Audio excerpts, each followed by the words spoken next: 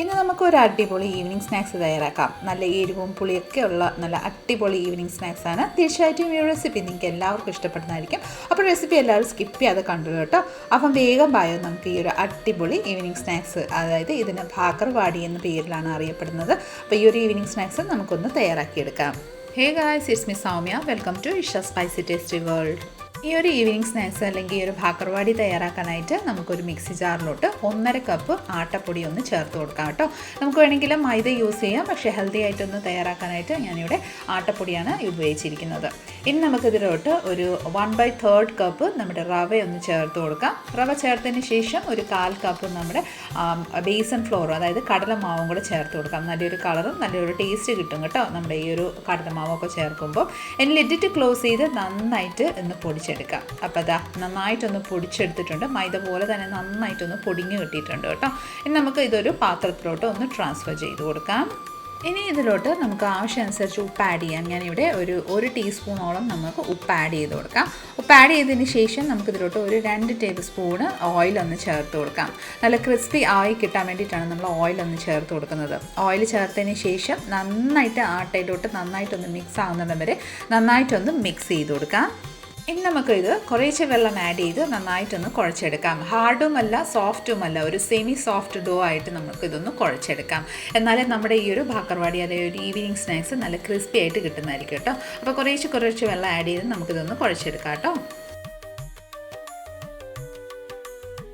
അപ്പോൾ ഇതാ നോക്കിക്കോളൂ, നന്നായിട്ടൊന്ന് നമ്മുടെ മാവ് ഇവിടെ കുഴച്ച് റെഡിയാക്കിയിട്ടുണ്ട്. അധികം സോഫ്റ്റും അല്ല, അധികം എന്താ പറയുക ടൈറ്റും അല്ലാത്ത രീതിയിലാണ് നമ്മൾ കുഴച്ചെടുത്തത്.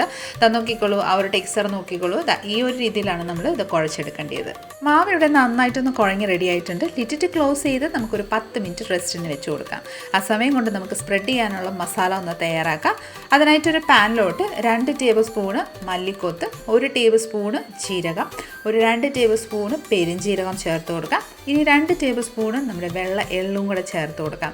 നല്ലൊരു ടേസ്റ്റും ഫ്ലേവർ കിട്ടുന്നതായിരിക്കും കേട്ടോ എള്ള് ചേർക്കുമ്പോഴത്തേക്ക്. കൂടാതെ നമുക്ക് ഇതിലോട്ട് ഒരു 2 ടേബിൾ സ്പൂണ് നമ്മുടെ ഡെസിക്കേറ്റഡ് കോക്കനട്ട് ആഡ് ചെയ്ത് കൊടുക്കാം. ഡെസിക്കേറ്റഡ് കോക്കനട്ട് ആഡ് ചെയ്തതിന് ശേഷം ഒരു 5-6 കുരുമുളകും കൂടെ ചേർത്ത് കൊടുക്കാം. ഇനി നമുക്ക് ഇത് നന്നായിട്ടൊന്ന് റോസ്റ്റ് ചെയ്തെടുക്കാം. ഒരു ലൈറ്റ് ഫ്ലേവർ കിട്ടുന്ന ആ ഒരു സമയം വരെ നമുക്ക് നന്നായിട്ടൊന്ന് റോസ്റ്റ് ചെയ്തെടുക്കാം. നന്നായിട്ടൊന്ന് റോസ്റ്റ് ആയതിന് ശേഷം ഫ്ലെയിം ഓഫ് ചെയ്തിട്ട് നമുക്ക് ഇതൊരു മിക്സി ജാറിലോട്ട് ഒന്ന് ട്രാൻസ്ഫർ ചെയ്ത് കൊടുക്കാം. മിക്സി ജാറിലോട്ട് ട്രാൻസ്ഫർ ചെയ്തതിന് ശേഷം നമുക്കിതിലോട്ട് ആവശ്യമുള്ള മസാലകളൊന്ന് ചേർത്ത് കൊടുക്കാം കേട്ടോ. ഇതിലോട്ട് ഒരു 1/4 ടീസ്പൂൺ മഞ്ഞൾപ്പൊടി, ഒരു 1/2 ടീസ്പൂണ് ബ്ലാക്ക് സോൾട്ട്, ഒരു 1/4 ടീസ്പൂണ് നമുക്ക് സാധാരണ ഉപ്പും കൂടി ചേർത്ത് കൊടുക്കാം. ഒരു ടേബിൾ സ്പൂണ് നമ്മുടെ കാശ്മീരി ചില്ലി പൗഡറും, ഒരു 2 ടേബിൾ സ്പൂണ് പഞ്ചസാരയും, പിന്നെ നമുക്കിതിലോട്ട് ഒരു 3-4 ടേബിൾ സ്പൂണ് നമ്മുടെ സാധാരണ ഏതെങ്കിലും മിക്സർ നമുക്ക് ആഡ് ചെയ്ത് കൊടുക്കാം. ഇനി ലിഡിറ്റ് ക്ലോസ് ചെയ്ത് നന്നായിട്ടൊന്ന് ക്രഷ് ചെയ്തെടുക്കാം. അധികം ഒന്ന് പൊടിഞ്ഞ് കിട്ടേണ്ട, ജസ്റ്റ് ഒരു തരി പരുവത്തിൽ നമുക്കിതൊന്ന് പൊടിച്ചെടുത്തിട്ടുണ്ട് കേട്ടോ.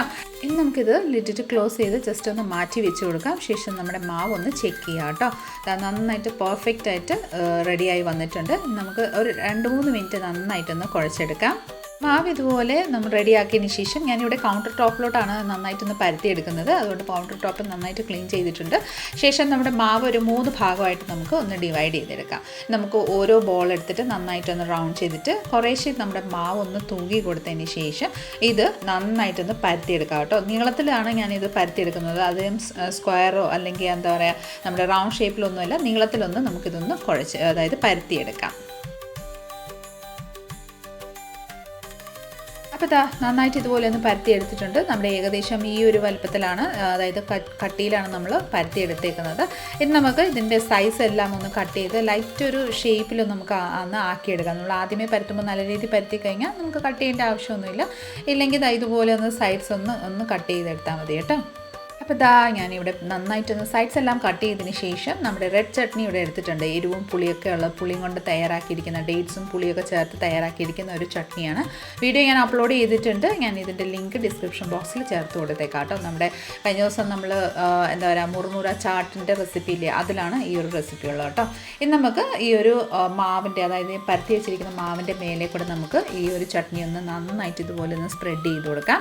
ശേഷം നമ്മൾ പൊടിച്ച് വെച്ചിരിക്കുന്ന ആ ഒരു മസാല ഇതിൻ്റെ മേലെ കൂടെ നമുക്ക് ആവശ്യമനുസരിച്ച് ഒന്ന് സ്പ്രിങ്കിൾ ചെയ്ത് കൊടുക്കാം. നമുക്ക് എത്രമാത്രം ഒന്ന് സ്പ്രിങ്കിൾ ചെയ്യാൻ താല്പര്യം അത്ര അനുസരിച്ച് നമുക്കൊന്ന് സ്പ്രിങ്കിൾ ചെയ്ത് കൊടുക്കാം.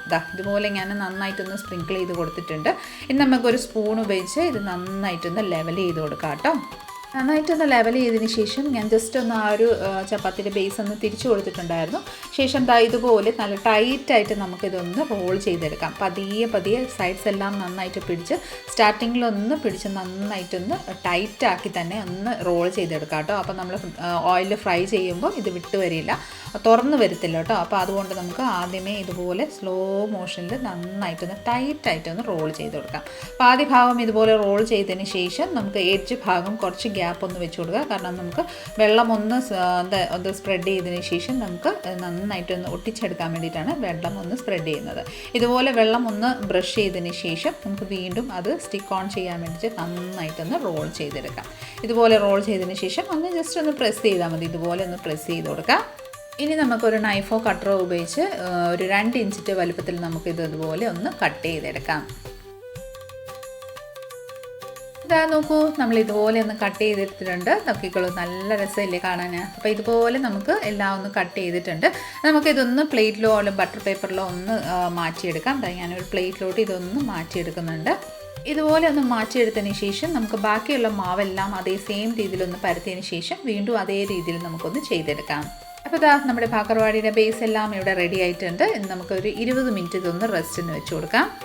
ഒരു 20 മിനിറ്റിന് ശേഷം നമുക്കിനി ഇതൊന്ന് ഫ്രൈ ചെയ്തെടുക്കാം. അതിനായിട്ട് ഒരു കടായിൽ ആവശ്യാനുസരിച്ച് ഓയിൽ ചേർത്തിട്ടുണ്ടായിരുന്നു.